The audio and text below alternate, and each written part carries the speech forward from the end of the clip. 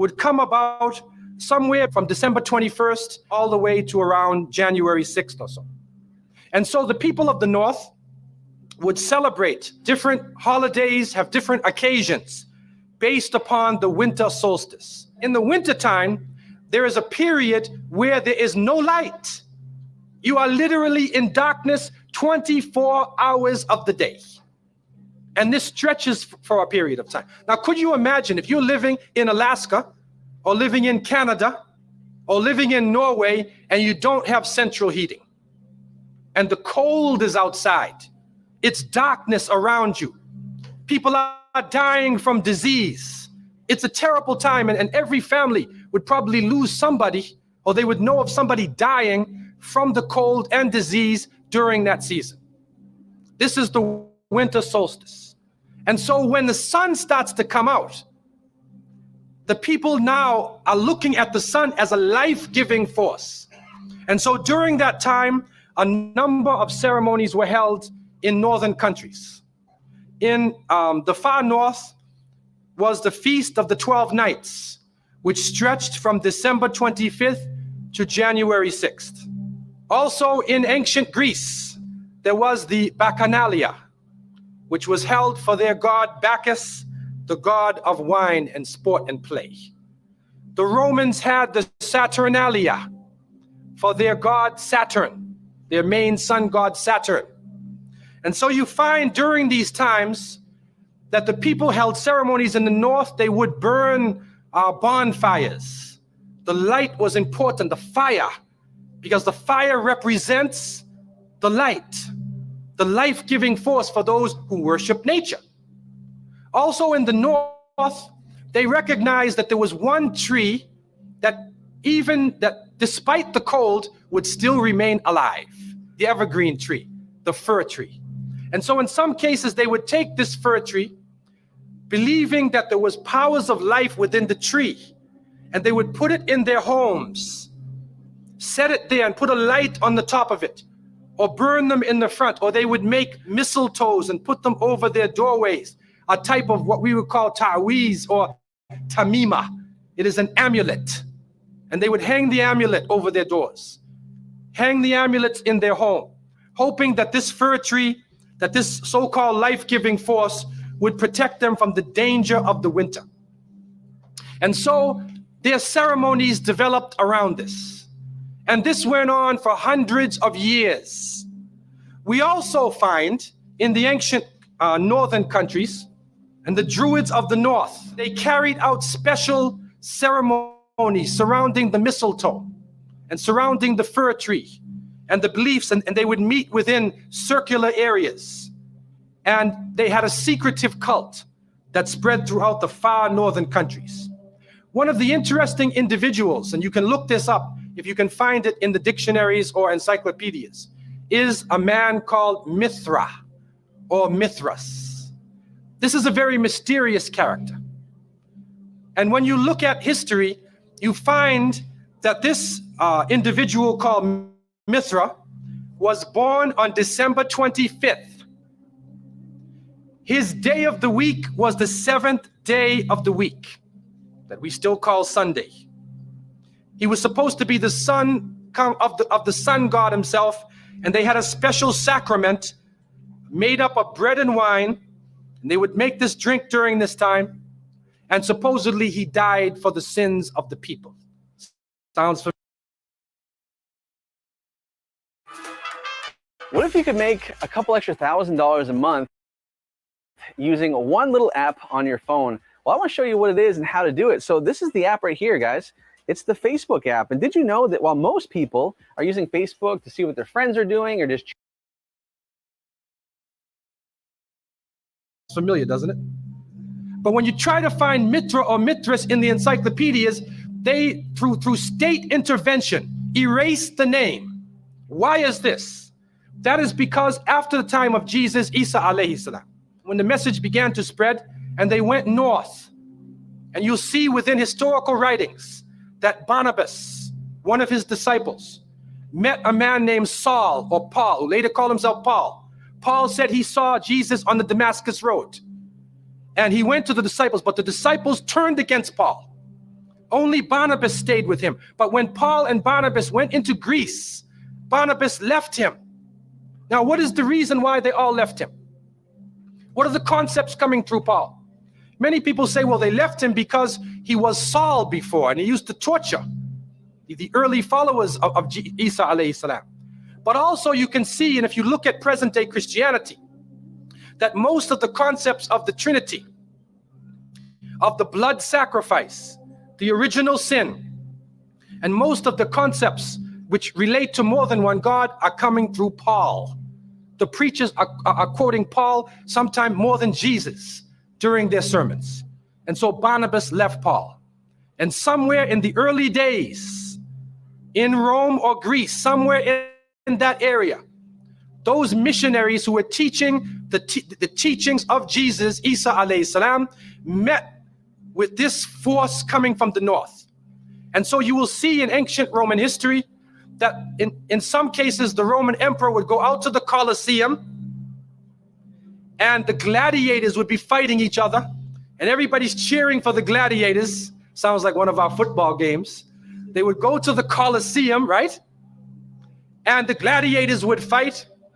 And then if one of the gladiators was down, and they would look at the emperor, should I kill him or not? And if he wanted to kill him, he would say, he would go like that, right? You know, that sign down. If he said keep him alive, he goes like this. You know how we use it today? Yes. Okay? He gives that sign. Okay? One of the terrible things happening during these rituals at the Colosseum is that they would bring the Christians out, literally men, women, and children, and feed them to hungry animals. They would take a hyena or a wolf or a lion and get it hungry and crazy and beat it and throw raw meat at it and then send it out on the people. And they would literally cheer and watch as the animal ripped the bodies apart. This is a terrible culture. Tear the bodies apart. And so somewhere along the line, somebody who couldn't take the torture, who felt that maybe we can win these people over, made a compromise. And you start to see changes going on from the early part of the Christian era in Southern Europe, where the major ceremonies held by the nature worshiping people are combined with Christian names and Christian ceremonies, and therefore what comes forth to us is a mixture with the two streams coming together, where you get a monotheistic name or a monotheistic character with a pagan ceremony. And so the mixture of this together is what is giving us the present day holidays that we see. Number one, we understand that Isa alayhi salam, according to the different reports of the different scholars in many religions, he was not born in the cold weather. History shows us that he was born during the warm weather. Even in the Christian traditions, they have the belief that the shepherds were tending their flocks outside. And in Palestine, you cannot keep your flocks outside. In the wintertime, in the evening, you bring them in because it's cool at night. And so it was the warm weather. It was also the time of the taxes in the north. In the story coming in the Quran, when we see the mention in chapter 19 in verses 24 to 25, and we see the mention of the story of Mary, because it is the belief of the Muslims that Maryam, may Allah be pleased with her, was a virgin, and she had dedicated her life to the worship of one God, prayer and fasting. And by the power of Allah, that the Creator breathed his spirit into her, and she conceived Jesus. He said, be and it is. She conceived Jesus, Isa alayhi salam, without a father, without a man. That is a belief of Islam. It is also a belief that when she felt the pain of the pregnancy, that the angel came to her and told her to go outside of the city. She went outside of the city to a remote area, and there she found a palm tree, and she found water. And it was speaking about rutub janniya. It was speaking about a type of rutub or a type of dates. And those who know, who have lived in the desert area, know that when the dates become ripe, when you start to see the color of the dates change, because dates are not brown, you know. Dates are originally red and they're yellow, they're other colors, but they turn the brown. It's at the height of the heat that the dates become ripe. And so it's at that time that she gave birth to Isa alayhi salam. So from different points of view, different historical points of view and different religions, we understand that Isa alayhi salam was not born during the winter season. He was born in the warm weather. So who was it that was born in the winter season?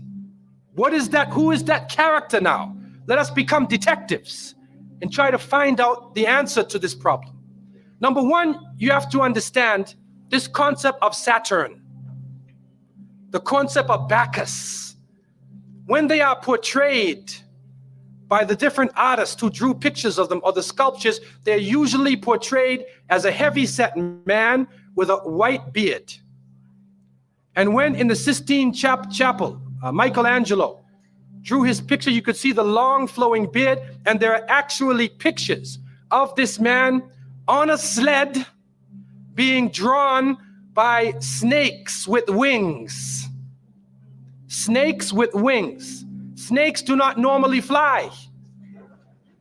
But in this case, the snakes have wings, and the heavy-set man is on his sled being drawn by these flying animals. Sound familiar to you now, doesn't it? He's being drawn by the flying animals. He's performing miracles. He's coming out on December 25th, which is not the birthday of Isa alayhi salam, has nothing to do with Christianity. It is the time of the Bacchanalia and the Saturnalia. And he is representing riotous fun, drunken reverie. And so what happened? I'm going to show you a way to potentially make money by pairing Amazon with the power of AI. With Happens on Christmas, the Christmas season, especially in America. People today are not even thinking about Isa alayhi salam. They're not even thinking about Jesus. They're looking how they can get drunk. On Christmas, what is going on? In the Caribbean and many parts, if they offer you a Christmas pudding or Christmas pie or Christmas drink, watch out. Because it's probably laced with rum or wine. That's the spirit of the season. Now, this riotous occasion that was going on went so far that the Christian church banned it. And the Church of England, according to historical sources, actually banned it all the way to 1647. It was prohibited in England to celebrate Christmas because they saw Christmas as being a pagan holiday. This is an official position taken by the Christian church, the Church of England, who were known at that time as Puritans. What happened was an individual was superimposed. A name was superimposed. We hear about the name of Saint Nicholas. Saint Nicholas. Now, Saint Nicholas himself is actually coming from the ancient writings of Beowulf. And in these writings, which are done in the Scandinavian region, we find the name Nick or Nickel or Nicker. He was known as a demon, the demon of the north. He was known as the evil spirit of the north, the name of Odin, the evil principle. And so in Germany and in many of the northern countries, the people actually looked upon this so-called Saint Nick as being an evil force, and they would tell their children in the wintertime, don't go outside, because if you do, Nicholas will come along, Nickel will come along, he'll capture you, put you in his bag, and take you away. And so they used it as a negative concept. In Isaiah, in what is left of the Bible, in chapter 4, in 14:13, the devil is known as the prince of darkness. And it is an understanding that his throne, the seat of his power, is in the north. Somewhere in the north is the seat of power of this evil. And so the Germans also, when they depicted this Nicholas, or this Pelsnickel, as they would say, Pelsnickel in German, it means a furry devil. When they depicted him as a man with red fur. He had red fur coat, and his base was in the north, and he was the essence of evil. And the Church of England till 1647 took the position that this celebration could not go on. So what we are actually seeing is that the Christmas occasion was actually the time of evil. It was the time of the belief in the Saturnalia and the Bacchanalia. And because of this, they shifted the occasion to New Year's Eve. They shifted all of their feelings and their merriment and their evil to New Year's Eve. Now, before we go to that, looking back at Christmas, what is happening now in Christmas season?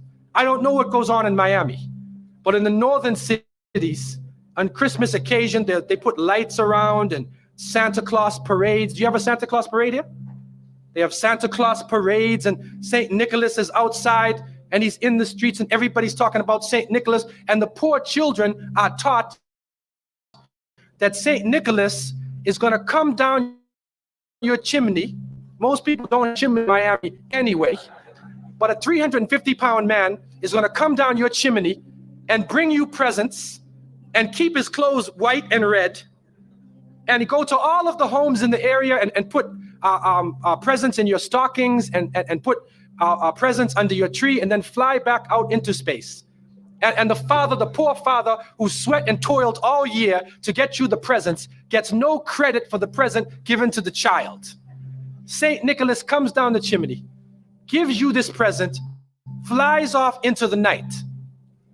And many of us were raised believing in this. Some of us would sneak into the night and look and see our father putting the present under the tree. We knew what he was doing anyway. But you went along with it, and the people will say, well, it's Christmas. Don't you like to have fun?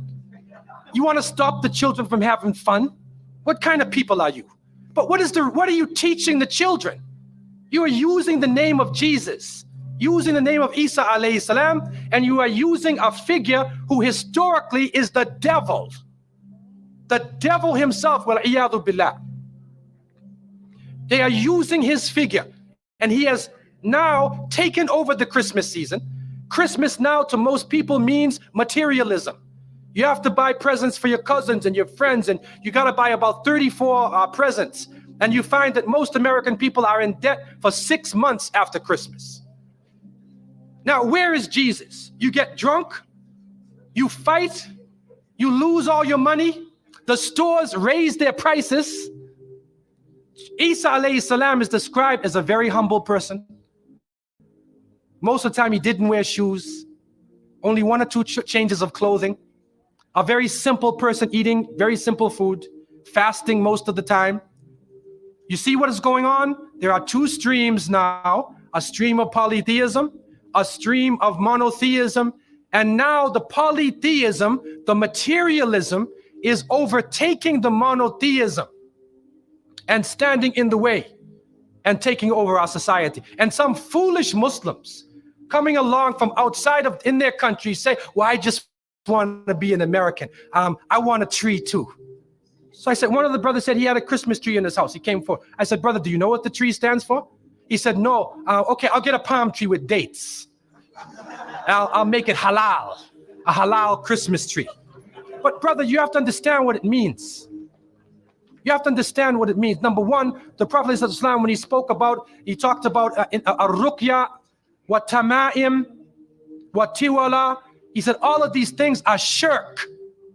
That if you hang amulets, thinking that this ta'weez or this amulet is going to protect you from something, then you are actually giving power to the creation of Allah and taking it away from the Creator. If you think that by making some spells, going to a magician and asking them to put a spell on someone, you want to get married. So you go to the Sahir and say, put a spell on Ali, I want to marry him. Put a spell on Zainab. What kind of marriage are you going to have if you go to the magician? And so the Prophet, peace be upon him, named all of these things, the superstitions, the amulets, All of these type of things are the other stream which goes away from monotheism, from the belief in one God, and takes you into another religion.